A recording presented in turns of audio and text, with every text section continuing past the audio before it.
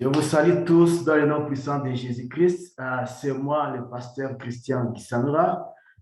Aujourd'hui, nous allons parler sur l'influence de leaders, sur l'influence dans le leadership.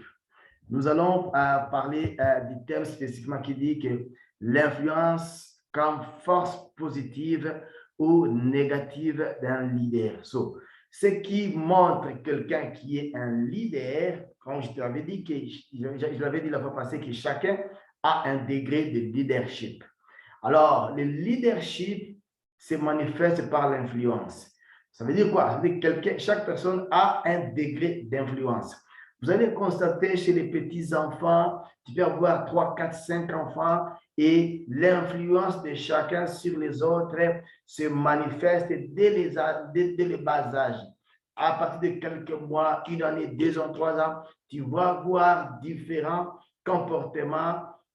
Parmi les enfants, il y aura ceux qui auront beaucoup plus d'influence que les autres, mais cette influence peut agir dans le sens négatif, tout comme ça peut agir dans le sens positif. Alors, c'est quelque chose qui est très important que chacun doit comprendre que et tu peux facilement détecter l'influence des personnes ou d'une personne sur les autres dans le sens positif, tout dans le sens positif, négatif. Il peut les influencer à agir négativement, tout comme il peut les influencer à agir positivement.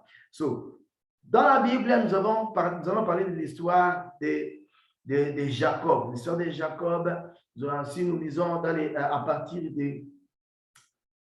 du chapitre 25 au verset 29 à 34, là, nous allons voir l'histoire de Jacob avec son frère Ésaü. Son frère Ésaü est revenu de la chasse et il était très fatigué. Et puis, il a rencontré Jacob qui était à la maison. Et Jacob qui avait préparé de la nourriture, il avait préparé des potages.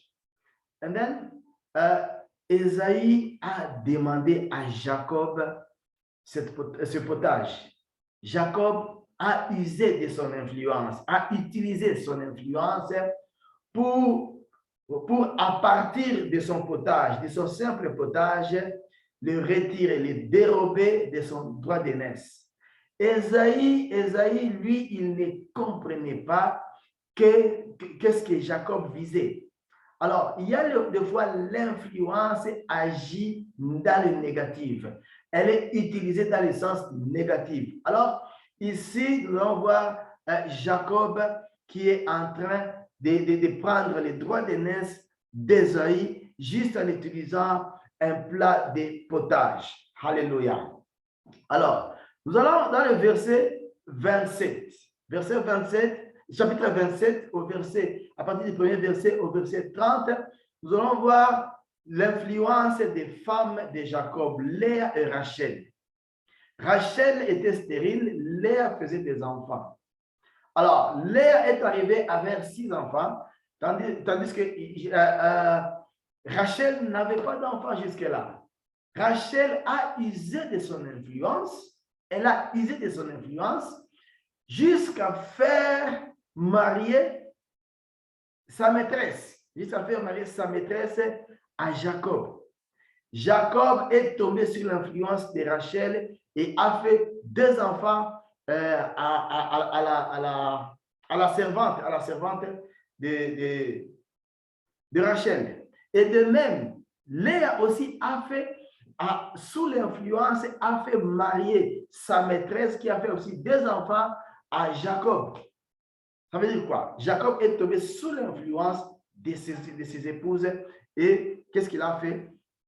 Il s'est retrouvé à avoir fait 4 enfants. 4 enfants chez les servantes de ces 2 femmes.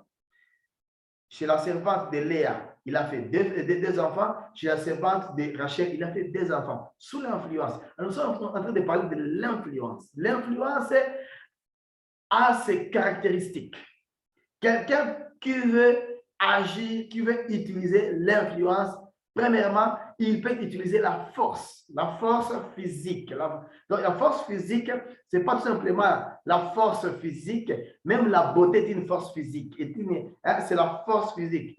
Même l'argent est une force physique. Et donc, quelqu'un peut utiliser la force physique pour influencer l'autre. Alors, parce qu'il connaît la faiblesse de la personne, il connaît la façon dont il pouvait l'influencer. Jacob connaissait la faiblesse d'Ésaü et comment l'influencer jusqu'à retirer son droit d'aînesse. Si nous lisons dans les chapitres 30, à partir du premier verset au verset 24, nous allons voir comment Jacob et sa maman, Rebecca, en complicité, ils ont utilisé l'influence. La maman a utilisé son influence de mère sur son fils Jacob. Et Jacob a utilisé son influence de bon parleur. Il a utilisé son influence pour convaincre son père, Isaac, à le bénir de la bénédiction d'aîné, de la bénédiction qui était réservée à Ésaü.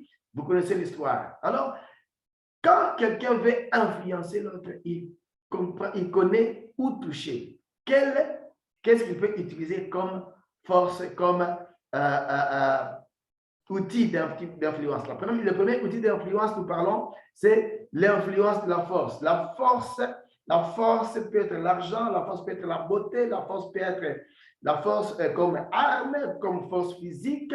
Ça, c'est la force physique. C'est tout ce qui est physique, tout ce qui est palpable, tout ce qui est touchable, tout ce qui est visible. Alléluia. So, le deuxième point, la deuxième stratégie qui est beaucoup plus utilisée dans l'influence, c'est l'intimidation. L'intimidation, ce sont les jets de mots pour créer la peur, la crainte dans les émotions des autres, en élevant l'émotion des craintes, les sentiments de crainte et les sentiments de peur, pour qu'ils agissent contre leur propre volonté. On peut créer des histoires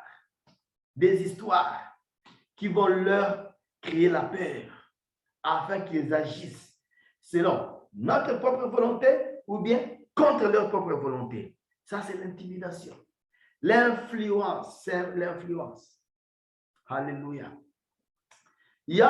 Vous avez vécu, vous avez connu des histoires, même dans la Bible, il y a beaucoup d'endroits où l'intimidation a été utilisée. Par exemple, quand David est allé se battre contre Goliath, Goliath avait fait 40 jours d'intimidation. Il avait intimidé le peuple d'Israël. Il avait intimidé l'armée d'Israël. Pendant 40 jours, il parlait des paroles, des mauvaises paroles. Il utilisait son influence d'intimidation. Il savait comment intimider. Il était un professionnel dans l'intimidation. Mais David était quelqu'un qui est rempli du Saint-Esprit, qui avait la force de Dieu. Il n'avait pas peur de cette intimidation et il savait que ce n'était que de l'intimidation. Alléluia. Mais aussi, il y avait la force physique de Goliath, sa taille qui s'imposait. Et là, les gens avaient peur de voir cette taille, avaient peur de cette intimidation, mais David, qui avait le Saint-Esprit de Dieu, ne regardait pas la taille, ne regardait pas l'intimidation, il regardait le spirituel. En regardant Goliath dans le spirituel, il était un bébé, David était un géant. Alors, David a compris que le spirituel est plus puissant que le physique. Alléluia. Alors, il a intervenu et il a tué Goliath.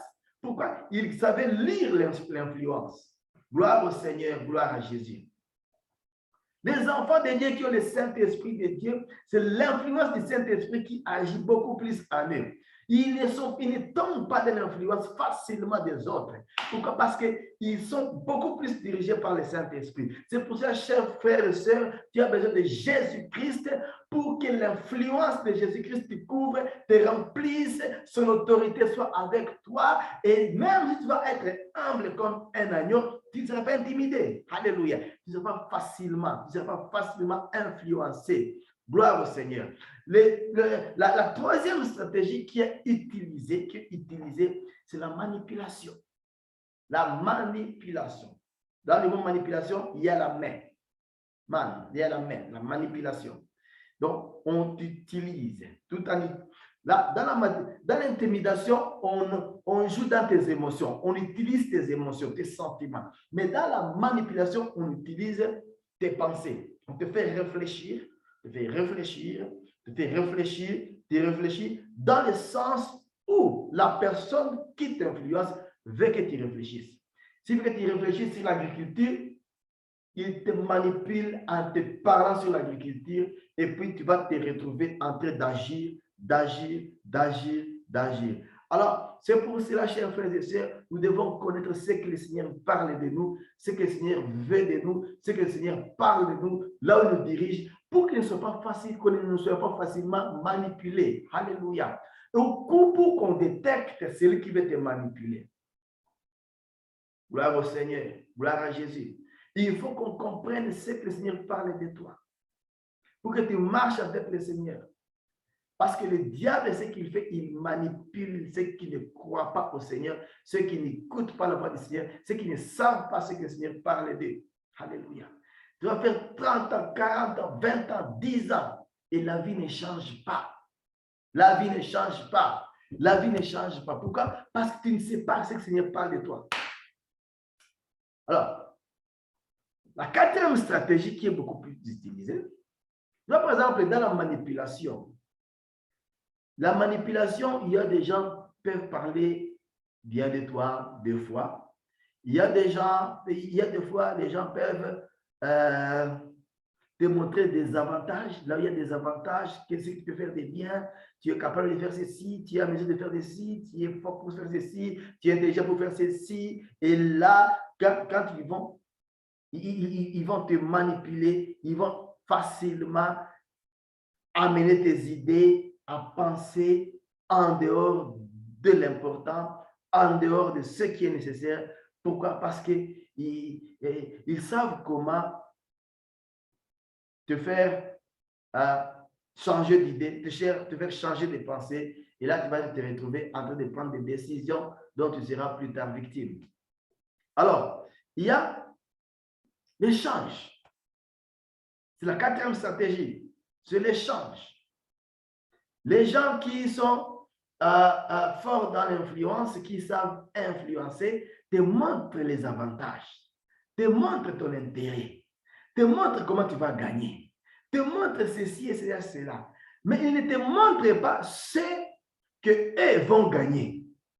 Pourquoi? Ils ont fait déjà leur calcul. Ils savent qu'ils vont gagner ceci et cela, ceci et cela. Ils ne te montrent pas ce qu'ils vont gagner. Ils te montrent que si tu fais ceci, tu vas gagner ça. Si tu fais ceci, tu vas gagner ça. Si tu fais ceci, tu vas gagner ça. Si tu fais ça pour moi, je vais te faire ceci. Là, ça s'appelle des échanges. Mais en faisant des échanges, ils ont des targets. Ils savent quoi viser. Ils savent dans le temps. Alléluia. Qu'est-ce qu'ils vont gagner? Dans le temps, où est-ce qu'ils vont arriver? Qu'est-ce qui va se faire? Oh, gloire au Seigneur. Gloire au Seigneur. Alors, par exemple, ici, tu as vu l'échange que Jacob a fait. C'est l'arme que Jacob a utilisée. C'est l'influence que Jacob a utilisée. Il a dit, tu me donnes le doigt d'aînesse, je te donne le potage. Alors, Esaïe, lui, voit qu'il va mourir. Et il n'aura pas besoin de potage. Mais je pense qu'il pouvait personnellement préparer le potage. Ils avaient des domestiques à la maison. Il pouvait dire à quelqu'un, prépare pour moi le potage. Il avait sa maman. Il pouvait dire à la maman, prépare-moi un potage. Mais Jacob a usé de son influence de bon parleur pour lui montrer que son potage valait mieux, beaucoup plus mieux que les doigts d'aînesse. Ok, donne-moi ton doigt d'aînesse. C'est juste la parole. C'est juste la parole. Mais ce n'est pas seulement la parole. C'est l'esprit. Les doigts d'aînesse, c'est un esprit. Tu t'enlèves ces doigts d'aînesse. C'est un pouvoir. C'est une autorité qu'il a laissé tomber. Une position. Une promesse qu'il a laissé tomber. Mais là, encore une fois, c'était le Seigneur qui avait prévu que Jacob allait être le plus grand. Mais pas dans cette façon, pas dans ses moyens. Jacob a utilisé ses propres moyens, mais je pense que le Seigneur avait d'autres moyens. Alléluia. Alors, l'échange. Dans cette vie, nous rencontrons des échanges. Par exemple, les achats. Quand on achète, on paye cash, on nous donne ce qu'on nous donne. Ça, c'est l'échange. Ça, c'est l'échange. Ça, c'est l'influence d'échange. On fait des échanges par-ci, par-là. Alors, il faut comprendre chaque fois qu'on veut faire des échanges c'est une stratégie d'influence. Aujourd'hui, les gens se font des échanges d'une façon ou d'une autre. Des parcelles, des terres, des maisons, des véhicules, de l'argent. Ils se font des échanges selon les intérêts de chacun, selon les objectifs de chacun. Alors, un leader, c'est quelqu'un qui comprend les stratégies d'influence. Alléluia. Il faut comprendre les stratégies d'influence. Quand je parle de ceci, c'est parce que je veux voir les enfants de Dieu être debout selon le Saint-Esprit de Dieu dans ce monde pour que ce monde ait la paix, pour que la grâce de Dieu et le royaume de Dieu domine, pour que la force du mal perde de la valeur, perde de force et que la force de Dieu et du Saint-Esprit de Dieu domine. Alors, il y a la cinquième stratégie qui est la motivation. Et la motivation, c'est quand quelqu'un te motive, il te dit courage, tu es capable de faire ceci, tu es capable de faire ceci, tu es très bon en ceci, je te vois, tu vas aller très loin avec ceci. Là, c'est la motivation, c'est il te sensibilise à agir. Ça, c'est l'influence positive. Même l'échange n'est pas vraiment une influence négative, c'est le win-win. Donc, chacun va gagner. Mais celui qui te pousse à faire l'échange, il a beaucoup plus eu de temps de réfléchir sur l'échange que toi qui veux faire l'échange juste quand on te le demande. Mais pour la motivation, là, c'est une bonne influence quand quelqu'un est en train d'encourager les autres, de ne pas laisser tomber, de ne pas changer, de ne pas stopper, de continuer. Ils sont capables d'arriver plus loin. Là, un leader doit savoir utiliser cette influence de motivation. Il doit comprendre les faiblesses de ceux qui l'entourent pour les motiver à aller encore plus loin, Et chacun est un leader capable de motiver les autres. Nous devons savoir comment soutenir les autres, comment soutenir ceux qui sont faibles, car nous sommes là à côté d'eux. Il y a eu des temps où nous étions faibles, on avait besoin de motivation, on avait besoin des gens qui vont nous soutenir, et on avait besoin des gens qui vont nous prendre dans la main, qui vont nous conduire, et nous devons aussi le faire pour les autres. Alléluia. Alors, il y a une sixième stratégie qui est honorer les gens. Il faut honorer ce qui est bien. Il faut accepter ce qui est bien. Il faut reconnaître ce qui est bon, ce qui est bien fait. Un leader qui a l'esprit d'influence à lui, il montre ce qui est bien fait. Il montre ce qui est bien fait et il encourage les gens à faire du bien. Il sait apprécier. Alléluia. Il sait apprécier ce qui est bien. C'est une stratégie d'influence qui fait que même toi qui reconnais ce qui est bien, tu vas continuer à faire le bien. Pourquoi? Parce que tu sais que c'est honorable. Alléluia. C'est honorable d'encourager, c'est honorable de reconnaître ce qui est bien fait, c'est honorable de reconnaître celui qui a bien fait, c'est honorable d'encourager les autres à faire du bien. Alléluia. Ça, c'est la sixième stratégie, c'est honorer, reconnaître. Il y a des gens qui ne savent que condamner ce qui est mal fait. Mais quand la personne a bien fait, ils ne savent pas remercier. Ils ne savent pas reconnaître que cette fois-ci, cette personne a bien fait ce qu'il devait faire. Et toi qui es un leader, tu as en toi l'influence, que ton influence agisse dans le positif. Tu dois reconnaître ce qui est bien fait. Tu dois reconnaître celui qui a changé. Avant, il travaillait mal, maintenant il travaille bien. Reconnais. Ça, c'est un leader. Un leader encourage ses personnages, encourage ceux qui l'entourent, reconnaît ce qu'ils ont bien fait, il corrige ce qui a été mal fait. Lui, il a en lui l'influence d'un leader, l'influence de mon leader. Il reconnaît, il honore. Alléluia. Alors, la dernière stratégie qui a été utilisée par les femmes de Jacob, c'est l'humeur, le mauvais humeur. pleurnicher, crier. Quand il y a des fois, les enfants utilisent les mauvaises humeurs. Les enfants pleurnichent. Ils ne veulent pas manger ceci. Ils se font malades. Ils se comportent de façon pour attirer leurs parents, pour faire agir leurs parents. Ou bien certaines épouses, certaines femmes, ils se font des chichis, ils se font quoi? Pour faire agir leur mari. Alléluia. Alors, ça c'est une stratégie qui n'est pas bonne. Une très mauvaise stratégie. Mais c'est une influence. Ils influencent les autres par rapport à leur humeur. Alors, en tant que leader, tu dois reconnaître quelle stratégie qu'il a utilisée. Quelle stratégie il a utilisée. Tu dois comprendre, tu dois savoir lire les stratégies que les autres sont en train d'utiliser pour savoir comment te comporter par rapport à tes objectifs, par rapport à là où tu veux arriver, par rapport à ce que tu as planifié dans la vie. Alors, il faut comprendre que la vie, ta vie t'appartient, ta vie n'est pas partagée avec les autres.